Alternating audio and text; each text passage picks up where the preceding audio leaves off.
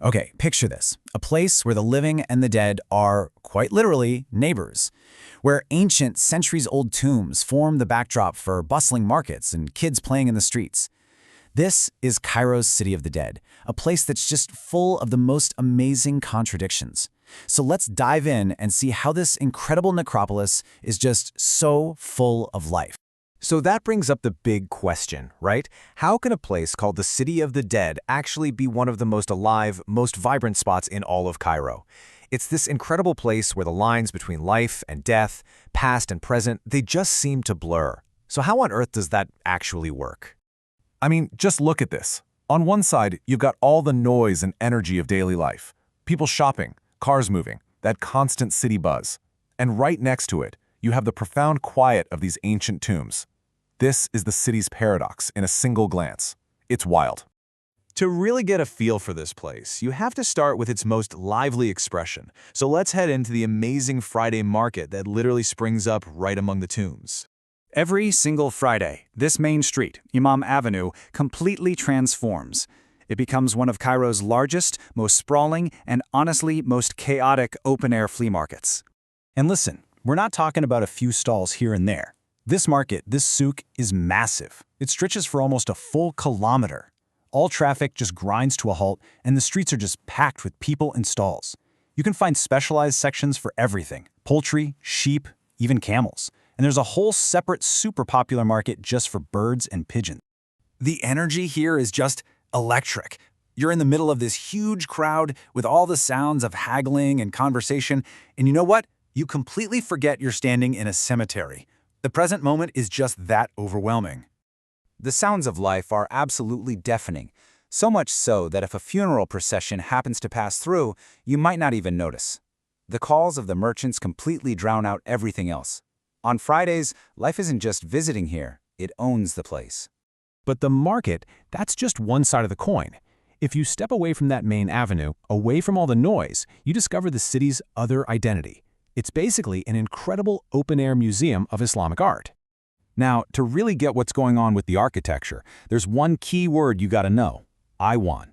It's a concept that comes from Persia. It's this big, vaulted room that's open on one side. It became a huge deal in Mamluk-era design, and you'll see it everywhere here in the tombs and mosques. And here is a perfect example of an Iwan. You see how that high, vaulted ceiling and that wide-open side just makes the whole space feel so grand and majestic. It's a brilliant architectural feature. But you know, for all the beauty inside, the real masterpieces here are the domes. They are the absolute showstoppers. And what's incredible is that every single one is different. Each has its own unique, intricate pattern. Just look at the variety here. On the left, you've got this sharp, geometric chevron pattern carved into the stone. And on the right, this beautiful, flowing, floral arabesque design. It's a stunning display of Mamluk artistry. And here's another one, with this incredibly complex geometric lattice. It's like each dome is a unique signature, a testament to the unbelievable skill of the craftsmen of that era. So all this amazing art and architecture, who was it for? Who were the historical figures resting beneath these incredible structures? Well, the list of names here reads like a who's who of Mamluk history. This necropolis is the final resting place for emirs, powerful sultans, scholars, basically the most important people of their time. For instance, here we have the tomb of Yahya al-Shabi. It's one of the many historic structures you can find tucked away in the southern part of the cemetery. And then you see something like this, the absolutely massive tomb complex of the Emir Korkomas. The scale of these buildings really gives you a sense of the power and wealth these Mamluk rulers had. Wow, this view right here is just breathtaking. You can see why so many Orientalist painters were obsessed with capturing this scene. In this one shot, you're seeing the domes of several major tombs: Rajai, the Saba Banat, or Seven Daughters, Bars Bey al-Bagasi, Emir Suleiman, and Asfor. It's like a whole skyline of history. So after seeing the market and the art, it all brings us back to that central idea, that initial paradox. How do these two worlds, the world of the living and the world of the dead, meet so perfectly? And here's the real takeaway. Life here doesn't just happen in spite of the tombs. No, it happens among them.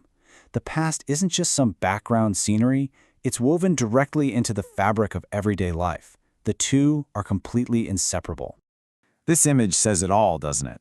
For this kid, that ancient wall isn't some precious museum artifact behind a rope. It's just the wall on their street. It's the playground. The past isn't a separate place here. It's right where the present unfolds.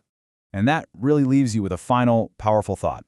The City of the Dead doesn't just put its history on display. It lives and breathes it every single day. So you have to wonder, what could our own cities learn from a place that embraces its past so completely, making it such a vibrant part of the now?